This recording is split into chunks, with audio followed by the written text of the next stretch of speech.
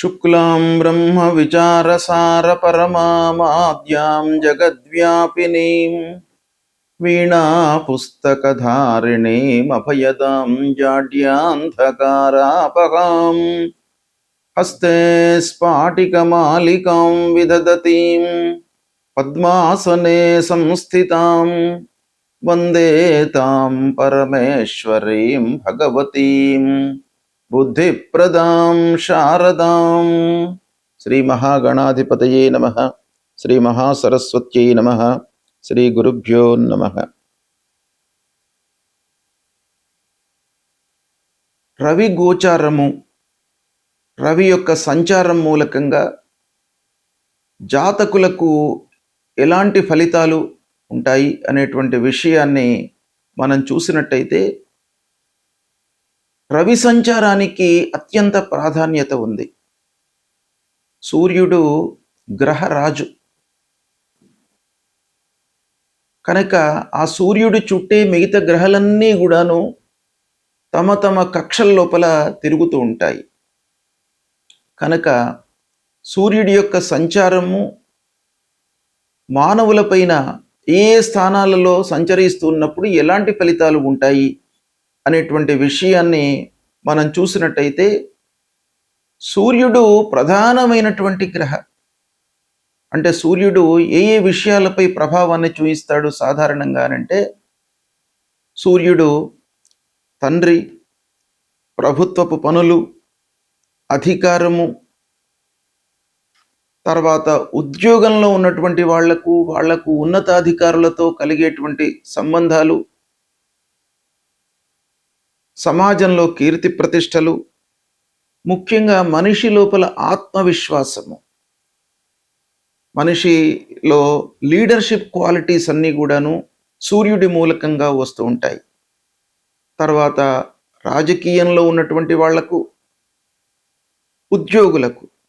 ఉద్యోగం ఎలా నడుస్తుంది అనేటువంటి ఎన్నెన్నో విషయాలపై సూర్యుడి యొక్క సంచారము గోచార రీత్యా లేదా జాతకులు జన్మించినటువంటి సమయంలో సూర్యుడు ఉన్నటువంటి స్థితి మూలకంగా, సూర్యుడు బలవంతంగా ఉన్నాడా, జన్మ సమయంలో బలహీనంగా ఉన్నాడా, అష్టక వర్గు ఎలా ఉంది, సమరాశిలో ఉన్నాడా, మిత్రరాశిలో ఉన్నాడా, శత్రురాశిలో స్థిరమై ఉన్నాడా జన్మ సమయంలో అనేటువంటి విషయాలపై సూర్యుడి యొక్క ఫలితము ఆధారపడి ఉంటుంది.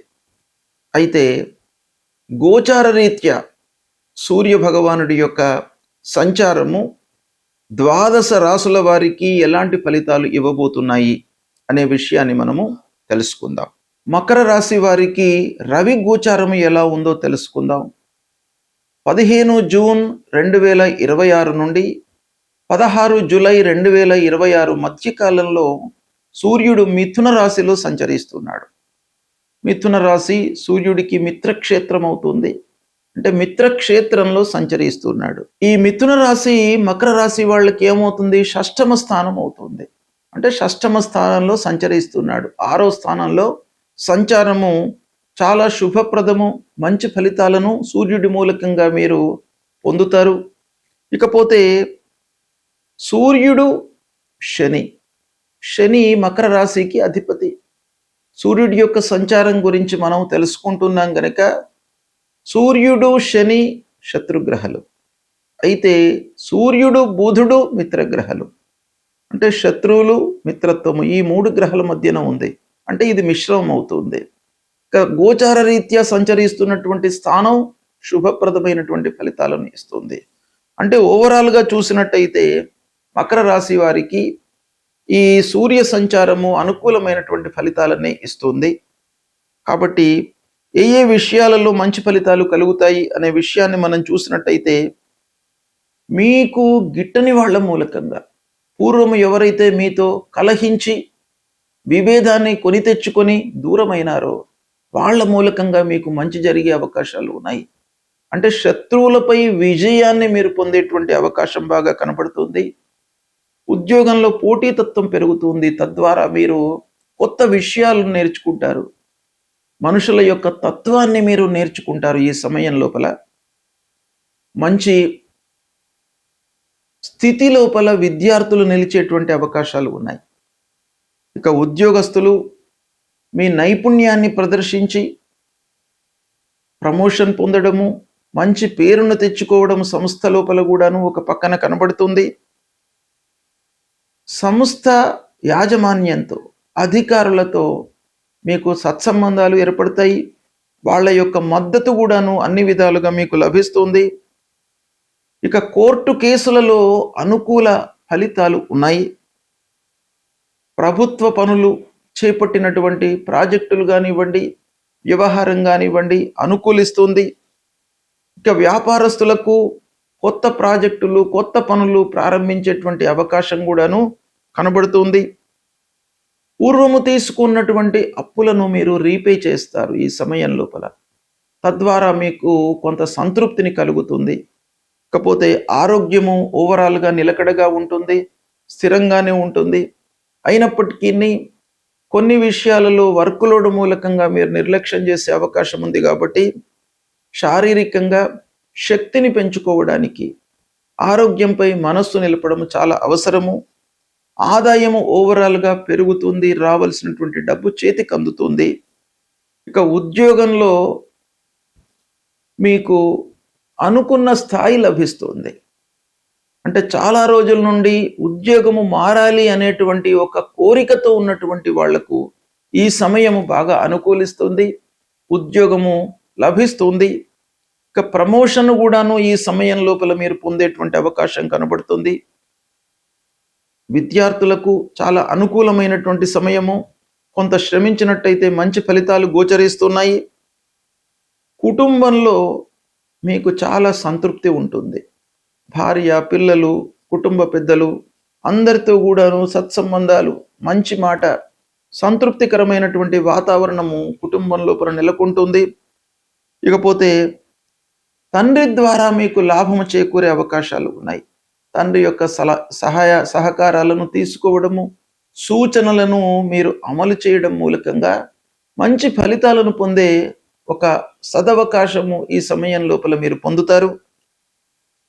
ఇకపోతే విదేశీ చదువు కొరకై లేదా విదేశానికి ఉద్యోగరీత్యా వెళ్ళడానికై ప్రయత్నాలు చేస్తున్నటువంటి వారికి కూడాను ఈ సమయం బాగా అనుకూలిస్తుంది. పూర్వము నుండి చాలా రోజుల నుంచి మీరు ఆస్తుల విషయంలో లిటిగేషన్లో ఉన్నటువంటి వాళ్ళు ఈ సమయంలో పరిష్కార మార్గాలను పొందుతారు, పరిష్కరింపబడతాయి.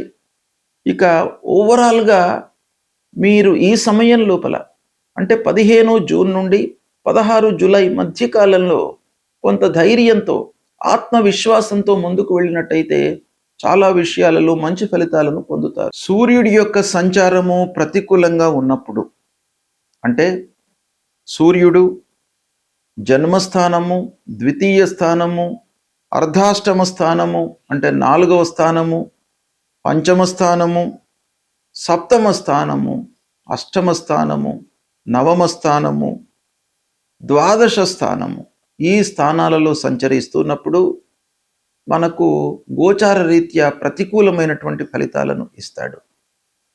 కాబట్టి ఈ గోచారంలో అంటే ఈ స్థానాలలో సంచరిస్తున్నప్పుడు మనము తప్పకుండా పరిహారాలు చేసుకోవాలి. అంటే పరిహారాలు చేసుకునే ముందు ఆ సూర్యుడి విషయమై, సూర్యుడి యొక్క సంచారం విషయమై మనము కూలంకషంగా తెలుసుకోవాలి. ఇప్పుడు గోచార రీత్యా ఎలాంటి స్థానాల్లో సంచరిస్తున్నాడు, జన్మ సమయంలో సూర్యుడు ఎలా ఉన్నాడు, బలవంతంగా ఉన్నాడా, బలహీనంగా ఉన్నాడా, మిత్రక్షేత్రంలో సంచరిస్తున్నాడా, శత్రుక్షేత్రంలో ఉన్నాడా, శుభ దృష్టి ఉంది ఆ సూర్యుడి పైన, లేదా అష్టక వర్గులో ఎన్ని పాయింట్స్తో ఉన్నాడు, ఇవన్నీ కూడాను కూలంకషంగా మనము చూసుకొని సూర్యుడికి సంబంధించినటువంటి పరిహారాలు చేసుకోవాలి. అయితే సూర్యుడికి యొక్క పరిహారాలలో ముఖ్యమైనటువంటి ఏంటంటే సూర్య నమస్కారాలు చేయడము. ఉదయాన్నే లేచి సూర్యుడికి 12 సార్లు నమస్కారాలు చేసుకోవడము, సూర్య భగవానుడికి అర్ఘ్యప్రదానం చేయడము. అంటే అర్ఘ్యప్రదానము అత్యంత ప్రధానమైనటువంటి పరిహారంగా మనకు శాస్త్రం చెప్తోంది. కాబట్టి అర్ఘ్యప్రదానం అంటే నీళ్లు వదిలిపెట్టడము సూర్య భగవానుడికి. అది మీరు చేసినట్టయితే చాలా సత్ఫలితాలు కలుగుతాయి. అంటే మీరు ఏం చేయాలి? అర్ఘ్యప్రదానం చేస్తున్నటువంటి సమయంలో ప్రతిరోజు కూడాను సూర్యోదయ సమయంలో ఒక రాగి పాత్రలో నీళ్లు తీసుకొని అందులో ఎర్రటి పువ్వులు లేదా అక్షతలు వేసి తూర్పు వైపుకు నిలబడి, అంటే తూర్పు దిశలో మన ముఖాన్ని ఉంచి అటువైపు నిలబడి, అంటే సూర్యోదయం అటువైపు నుంచి అవుతుంది గనక సూర్యుడికి ఎదురుగా మనం నిలబడి అర్ఘ్యప్రదానం ఇవ్వండి. తద్వారా మీకు ఆ సూర్య భగవానుడి యొక్క అనుకూలత కలుగుతుంది. ఇది చాలా ప్రధానమైనటువంటి పరిహారము. రెండవది, ఆదిత్య హృదయము పారాయణం చేసుకోండి. మూడవది, సూర్యుడికి సంబంధించినటువంటి మూల మంత్రం జపా కుసుమ సంకాశం కాశ్యపేయం మహద్యుతిం తమోరిం సర్వపాపఘ్నం ప్రణతోస్మి దివాకరం అనేటువంటి ఈ మూల మంత్రాన్ని ప్రతినిత్యం కూడాను చదువుకోండి. సూర్యుడికి సంబంధించినటువంటి గాయత్రి జపము మనకు శాస్త్రంలో చెప్పబడి ఉంది. అది కూడాను మీరు ప్రతిరోజు చదువుకున్నట్టయితే సూర్య భగవానుడి యొక్క అనుకూలత ఉంటుంది. సూర్యుడు ఆరోగ్యాన్ని ప్రసాదించేటువంటి గ్రహము కాబట్టి మీరు ఈ సంచారంతో నిమిత్తం లేకుండా ప్రతిరోజు కూడాను సూర్య భగవానుడికి నమస్కారం చేసుకోండి. ఆదిత్య హృదయం చదవండి, పారాయణం చేయండి, సూర్య గాయత్రి జపించండి. మీకు ఆరోగ్యము ప్రధానంగా సూర్యుడు ఇస్తాడు. ఆరోగ్యమే ప్రధానం కాబట్టి ఆరోగ్య సమస్యలు లేకుండా ఉన్నట్టయితే జీవితంలో మనకు కలిగేటువంటి ఫలితాలను అనుభవించడానికి మనకు ఆస్కారం ఉంటుంది. కాబట్టి సూర్యుడిని మీరు ప్రతినిత్యం కూడాను కొలవండి, అనుగ్రహాన్ని పొందండి. శుభం.